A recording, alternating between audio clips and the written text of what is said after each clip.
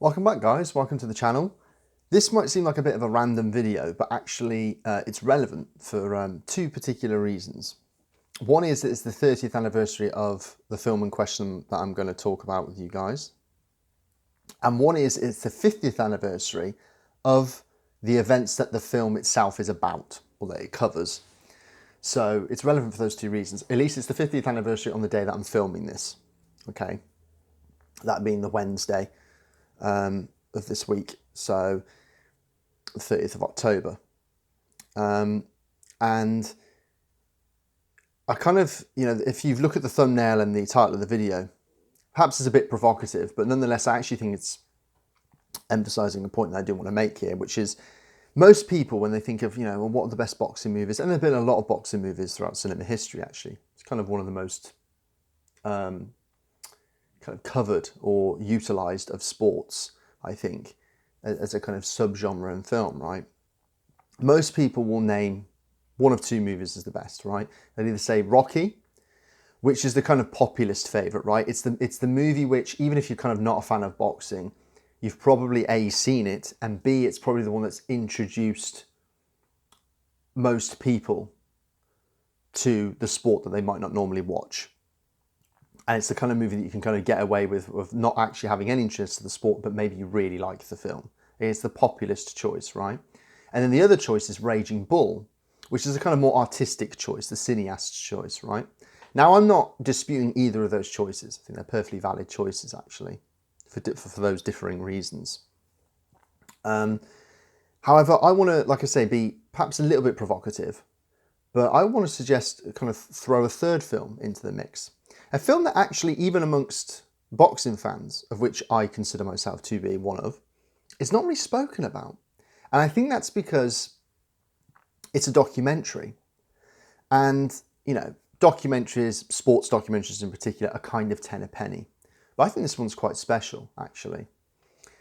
And that is the documentary from 1994, directed by Leon Gast, When We Were Kings, which is a documentary that covers the Rumble in the Jungle fight between the heavyweight champion of the world at the time, George Foreman, and the challenger, which is kind of finding himself in an unusual position there, the challenger Muhammad Ali, which took place in 1974 in Zaire in Africa.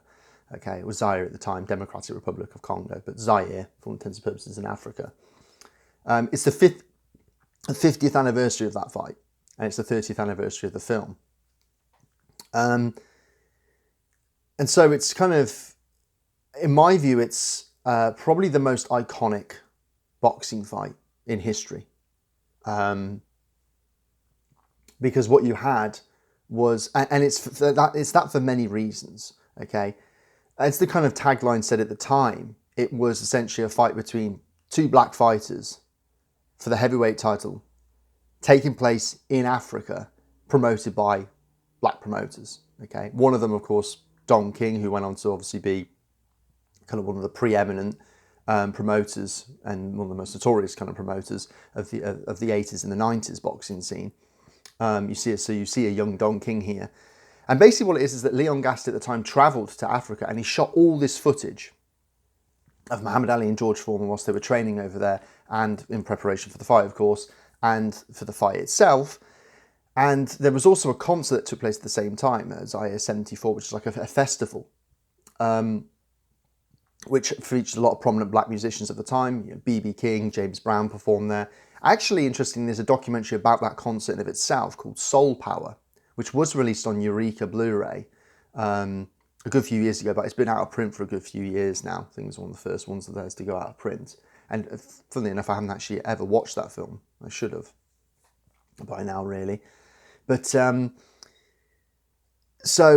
but nonetheless, a lot of clips from that concert are kind of interspersed into this film. And then you have what at the time were contemporary interviews in '94 of people that were actually there. For example, the author Norman Mailer, who wrote actually a book on this fight, I think called The Fight, a book that I've actually still never read again. So, but this was the reason why I think this documentary is special, and I think you can argue it's the greatest boxing film ever made, is because I think it's the one boxing film and one boxing documentary really that manages to convey the sense of that sport and that particular moment, the fight between Muhammad Ali and George Foreman in that sport, being, for that tiniest of moments, the most important thing or event in the planet. It felt like the earth stood still to watch these two behemoths collide.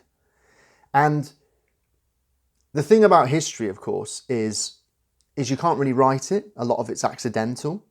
And a lot of the great documentaries are lightning in a bottle, really. They capture these happy accidents in history. And that's what this documentary did. It captured a fight between two opposing characters. You know, they couldn't be more different in a lot of ways. You know, one, of course, was an icon at the time, Muhammad Ali. And this film really captures him at the peak of his iconicity, really. And that's another reason why it's special. And the other one being George Foreman, who kind of was, like I say, his opposite in terms of character. He was taciturn, he was quiet, he was brooding, he was menacing, scary, because of all the attributes that you can put on Muhammad Ali's name, the one thing he really wasn't really feared. You know, he was someone who was he was charismatic, he was cheeky. You know, you wanted to shut him up, if anything, because at the time he was still a very much reviled and divisive character in America. He's since obviously seen as he's revered, if anything. Went on to become a kind of great humanitarian. He was voted the sports person of the 20th century, which, of all the icons, that says a lot. And so you have these two opposing characters, right? And the story of the fight being that everyone thought Muhammad Ali was going to lose. Didn't have a chance. You know, some people actually thought George Foreman was going to kill him in the ring, because George Foreman had handily beaten and dispatched the opponents that Ali had the most trouble with, namely Joe Frazier, who Ali went on to have a trilogy with of fights, but Frazier beat him in the first fight, the fight of the century, which came about really as a result of Ali losing his title not in the ring, but being stripped as a result of his stance on the Vietnam War at the time of being a conscientious objector, of which he almost went to jail over that stance. And so when he came back, there was a dispute between who the real heavyweight champion of the world was. Was it Joe Frazier, who kind of won it in his absence against his sparring partner Jimmy Ellis? Incidentally, he won it against. Or was it Muhammad Ali, who never really lost the title in the ring? So they had this fight, the fight of the century, which Frazier won. They had a rematch that wasn't for the title, and Ali beat him, and he also beat him in the third fight, which took place after Rumble in the Jungle, when they were both past their best. And this is the thing, a lot of people thought Ali was past his best here. That's another reason they thought serious harm was going to come to him. And Foreman destroyed Frazier in his fight in a matter of rounds, knocking him down 5 or 6 times. And he also destroyed Ken Norton in 2 rounds, a fighter that Ali historically had great problems with. Also had a trilogy with there, and Norton beat him the first time too in their series of 3 fights. So no one really thought Ali had a chance. And yet when he comes to Africa, he is revered. You know, everyone's chanting Ali Boumaier, which means Ali kill him. So everyone, you know, Foreman's clearly the bad guy. And this is the thing, right? History set this up by accident, where like Foreman's the kind of antagonist, the bad guy. Ali's kind of the underdog somehow, but is the hero. And he, like I say, he's revered in Africa. You see this footage of all these, you know, these African people in Zaire, just crowding him, and just it's great. It's an amazing thing to see, actually. And this is the thing. This documentary to me conveys a real mythological, like it's almost like boxing at the level of mythology. Even when we were kings, right? That title suggests a mythos, doesn't it? And it, like I say, it almost conveys that just from the footage that's used, but also, of course, the stories that are told at the time by people being interviewed for the documentary in 1994. And one of the other happy accidents of the film, actually, and again, this is why I suggest, you know, a lot of the best documentaries are happy accidents, where the best things that happen, the most interesting things that happen, weren't the even intended consequences or ideas for the film. But nonetheless, they happen, and the documentary just captures those things happening in time. And what happened in the Rumble in the Jungle fight is that George Foreman actually got cut during sparring. And they couldn't cancel the fight because it was too big. But Ali, as opposed to going back to America, decided to stay in Africa. And so Leon Gus captured all this footage of Ali in Africa. So it's kind of really a treasure trove of footage. And it's not like there's a shortage of footage out there of Muhammad Ali. However, there's something, like I say, here at the peak of his iconicity, but also where you feel like he's almost at his most vulnerable, where maybe even for once he's questioning himself whether he can really do this. That can he beat the seemingly invincible George Foreman? And of course, as we all know, the story of the fight is, and again, these wonderful moments in history where not only does he beat George Foreman, and he stops George Foreman, which a lot of other people thought was an impossibility, he kind of does it playing his own game. He counterintuitively beats him. He does it using a kind of method that no one really had ever kind of seen before, which is he went into the centre of the ring, he took Foreman's best punches, and then he tired Foreman out by essentially having him punch at him against the ropes and what went on to be known as the rope-a-dope. Till he just exhausted Foreman to the point where then he could attack him. And when he knocked Foreman down, he was just too exhausted to get up. Because Foreman actually had a great chin. And this is the thing, right? Foreman actually went on to become a kind of icon in his own right, kind of after this, because he retired shortly after, and then he made a comeback in the 90s, and he became the oldest heavyweight champion ever. Actually, the oldest world champion ever at the time, at 46. A record which has been since surpassed, but not a heavyweight. And of course, he did the Foreman Grill, of which made him more money than, he's famously said that made him more money than any of his other, anything in his boxing career ever did. Which is quite incredible to think, isn't it? And he was actually the second choice for that grill, supposedly. Supposedly the first choice was Hulk Hogan, who turned it down. Probably what was actually a stupid move in hindsight. That's the rumour anyway, it's not really fact. But so he went on to become more of an icon in his own right, Foreman. And he actually became kind of, he's, again, the only real guy that's alive and seems physically well from that era now. And so it's been, like I say, 50 years since that fight's passed, and this, like I say, this documentary to me really captures that moment in time where boxing felt like the most important thing on the planet, and where a fight of all things between these two guys, these two dynamic opposing characters, just felt bigger than life itself, and the earth stood still, really. And boxing's kind of fallen from grace since. It's not really considered really a major sport anymore. But for that moment, you can actually look at a time where it was almost as important as anything else. And this is the thing, is that, when Muhammad Ali passed away, actually, a few years ago now, I didn't think, I think in a sense I was already mentally prepared for him passing, because of course Parkinson's had ravaged his mind and his body, more so his body, I suppose, for years up to that point. But I was actually taken aback. I was stunned by how much his passing affected me, actually. And on the day that he passed, the film that I chose to watch was When We Were Kings. And upon watching it, I quickly realised actually how moving the film is, as a kind of testament to the kind of dynamic charisma and, again, like this kind of almost like mythological heroism that Ali possessed. It's quite something, actually, to watch. And so I think it's the finest piece of exemplifying that.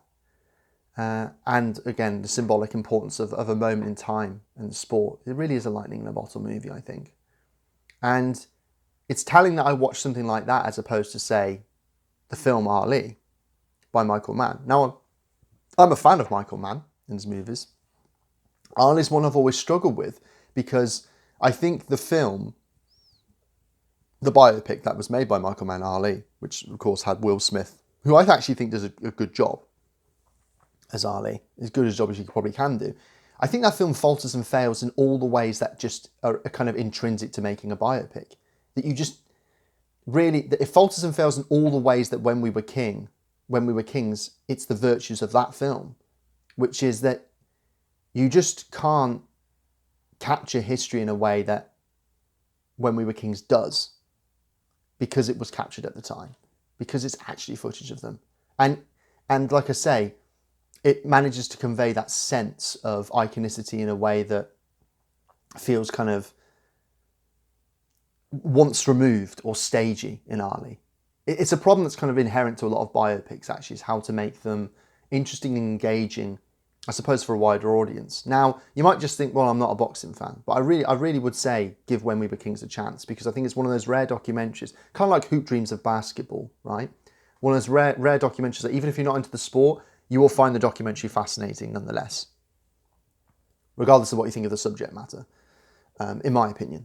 And so that's why, for me, it's for those reasons, kind of, I think it's a valid pick for being the greatest boxing movie ever made.